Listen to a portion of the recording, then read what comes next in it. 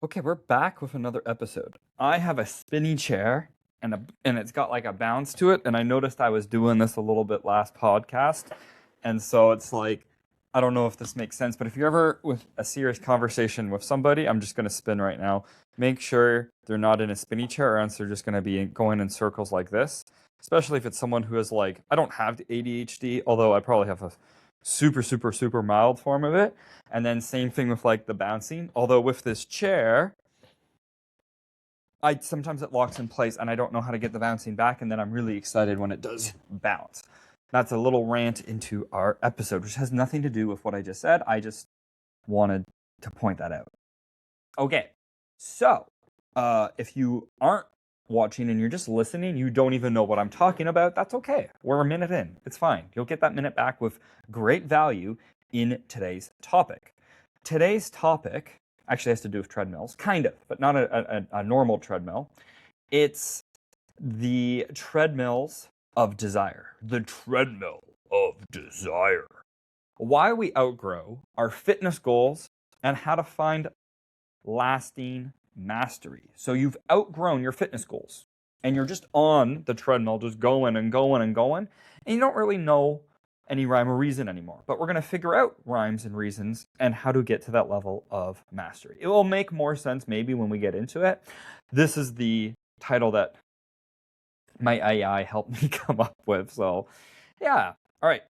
So, at any single point, at the beginning of any standard of physical transformation journey that you're beginning, you start off buying new training shoes, maybe, right?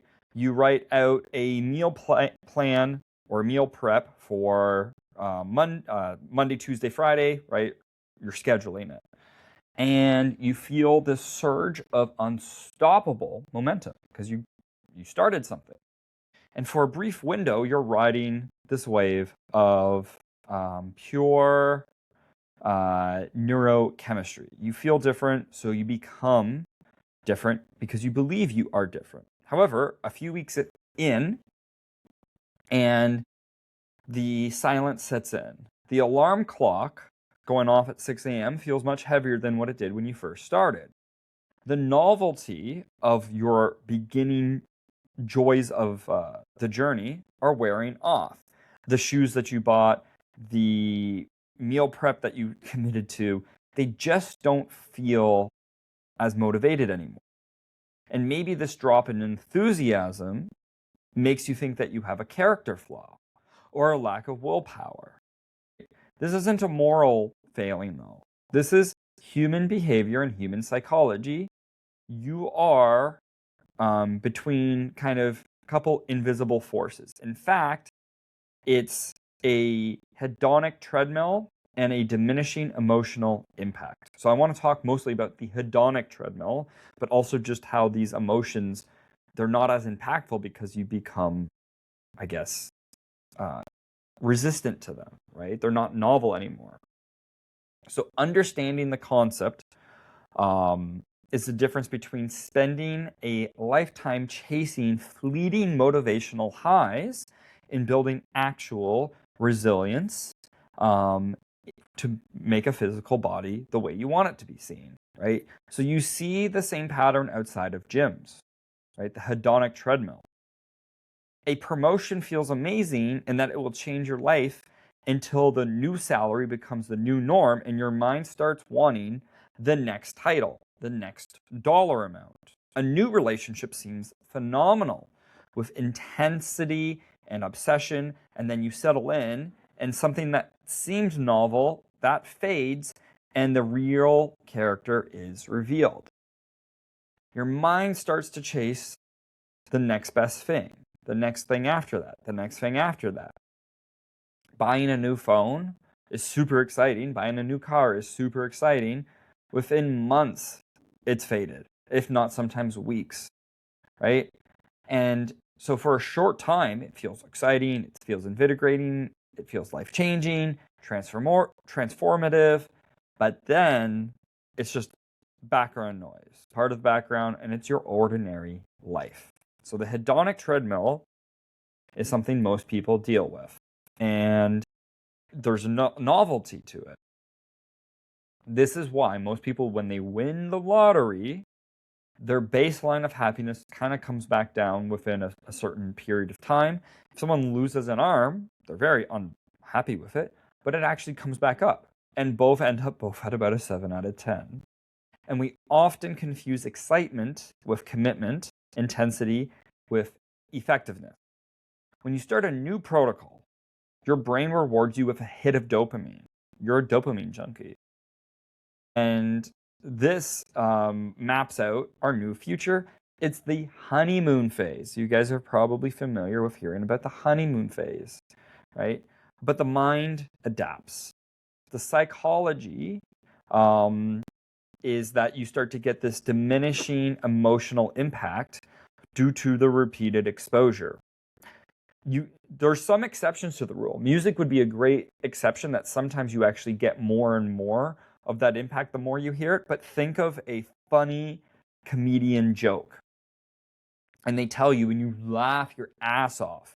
And then you don't hear it for a couple weeks, and then you see a little clip on Instagram. You're like, oh yeah, that was funny. And then you see it again like 2 minutes later. You're like, okay, whatever. And then it gets put on repeat. And you're like, okay, it's not funny anymore because you're exposed to that same stimuli. What was once funny is not nearly as much. The first time you walk into a premium gym, it feels like an entire upgrade on your life.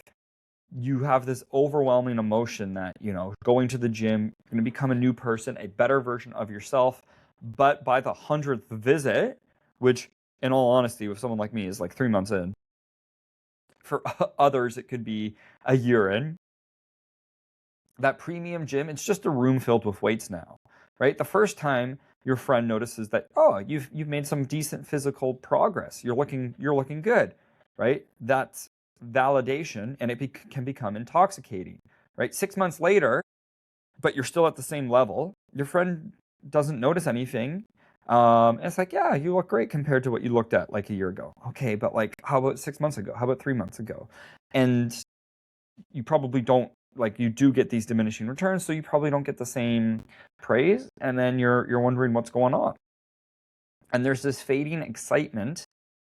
It's normal. It's very, very normal. If humans stayed at a peak emotional arousal indefinitely, our nervous systems would collapse. The drop in motivation does not mean your protocol is broken. It means you're adapting. You're doing what you're supposed to do. You've leveled up, and now your brain considers these actions routine. And the danger lies in believing that the absence of excitement is a signal to quit. And think about that in a relationship. Oh yeah, we just don't have the spark anymore. Yeah, because you're past the honeymoon phase. I'm calling out myself there because I'm single, but that's besides. And so there's a trap in early success and the moving finish line. I see this in many friends. I can think of a couple in particular. Oh, I'm going to be so happy when I finish school. Oh, I'm going to be so happy when I make $100,000. Oh, I'm going to be so happy when I buy my house. Oh, I'm going to be so happy when I have my wife and kids. Okay, why aren't you happy now? You've done all of the things that you said that you were going to do. You've done them, yet you're still not happy. So clearly, something is off. And part of this is the hedonic treadmill. It's a cruel trick of human ambition. It's the psychological tendency to return to that baseline of happiness regardless of positive or negative events.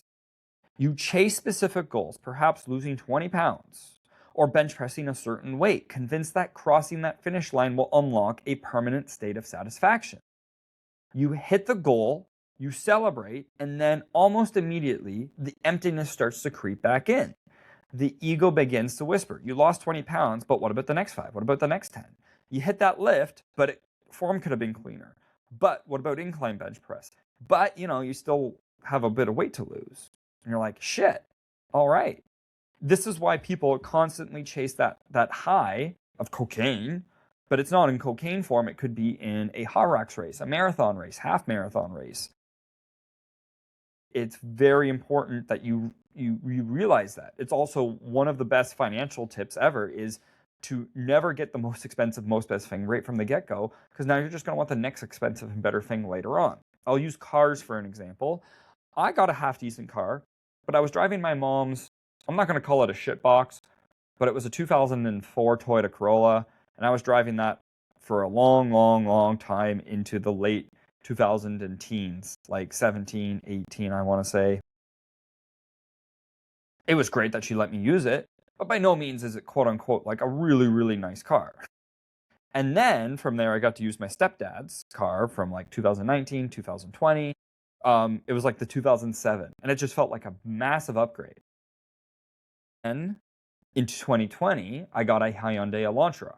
Again, it's a very basic car, except it was brand new, and it had a lot of cool little upgrades in it.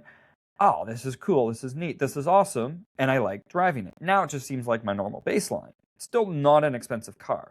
Every once in a while, I have to borrow my stepdad's car, which goes back to the 2007 Toyota Corolla. I'm like, I don't like this. It's different. It's weird. It drives different. You know, it's then this peak or a micro boost of niceness when I get to drive my car back. Well, if I went right into the nicest car possible, which some people do in their 20s when they can buy their first car, I want to buy a nice Mustang or a BMW, and they drive a really, really nice car, it's going to be really hard and humbling if in life they ever have to go to a cheaper car. But each time I get a slightly nicer version of the car, my happiness spikes, and then it slowly comes back to a 7. Now, that's much cheaper than to get to the next base level of happiness. So, just think about that. Now, this is why that early success in your fitness journey can become a trap, because you're going to get the most amount of success usually at the beginning because you have newbie gains.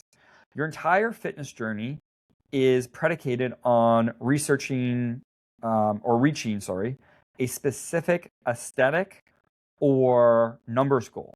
You're setting yourself up for a crisis. Why? Because once you get to that specific goal, well, what's next? On top of that, physique goals are rarely sustainable over a decade because the body is dynamic, it's aging, it's prone to injury, and if you identify strictly with what you see in the mirror, your peace of mind will always be held hostage by the lighting in the room. So again, it's okay to have like, I want to lose some weight. I want to look a little bit better. I want to lose 10 pounds. Great, cool. Along the way, if you don't get to that goal, that doesn't mean that you're failing. It just means that your goal line's changing. Plus, you lose 10 pounds, you're probably going to want to lose the next 5 pounds, like I said. So it's also moved. But, if you want to start losing off 10 pounds, great. Along the way, you might have a different goal. You know what? I want to have better performance. I want to have better energy for my kids. I just want to keep getting to the gym. If we accept that our emotional highs will inevitably fade and that the finish line will always recede into the distance, how far do we keep going? The answer requires moving past superficial layers of fitness, which is what you get sold on because that's usually the first layer of triggering that you can do in a very basic marketing scheme, right? And realizing and taking a step back and having self-respect and maturity around fitness, that fitness is not always about constant escalation and constant challenges. It's actually about sustainability and stability. So we need to divorce action from emotion. Amateurs wait to feel ready. Masters act regardless of how they feel. Building a physique requires accepting that most workouts will be average at best. And the magic does not happen with in the most glamorous ways. It's really the boring stuff that you just do over and over and over again, and realizing that you just have to show up anyways in quiet moments. The workout that you went in and you did 20 minutes of walking and then 10 minutes of stretching, that's going to pay you more dividends. It's boring and it's not the all or nothing sort of approach, but it's what works. It is truly. And you want to value the system over any metric. So stop obsessing about a final destination. It's really a journey. Build dependable daily routines. Success is in health is rarely about grand sweeping gestures. Just like love, right? It's found in just showing up after breakfast, lunch, dinner, going for a walk and hitting your protein and getting in your steps and lifting twice a week and getting some protein in when you would rather eat some sugar. And then remove your identity, right? You must be able to move beyond bargaining with yourself. Change the fundamental way you exist. Do not say, I am trying to lose weight. Say, I'm a person who respects my body, and when I go to the gym, I am respecting that said body. When health becomes a natural extension of your identity, discipline's not a heavy burden anymore. We are wired to seek the next thrill. That's completely fine. But physical mastery is found when you willingly step off the hedonic treadmill, let the initial excitement die, and what remains underneath the fading motivation is something far more powerful. It's that quiet, steady pulse of a disciplined journey, disciplined life.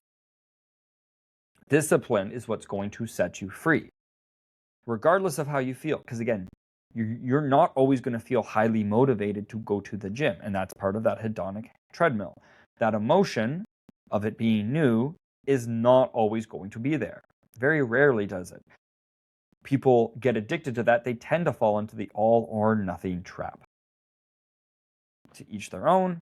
I'm just here telling you, working 8 years in the fitness space, 18 years working out myself, I like to think I know a thing or two. That being said, we're going to call it there. We got a good podcast in, and until next time.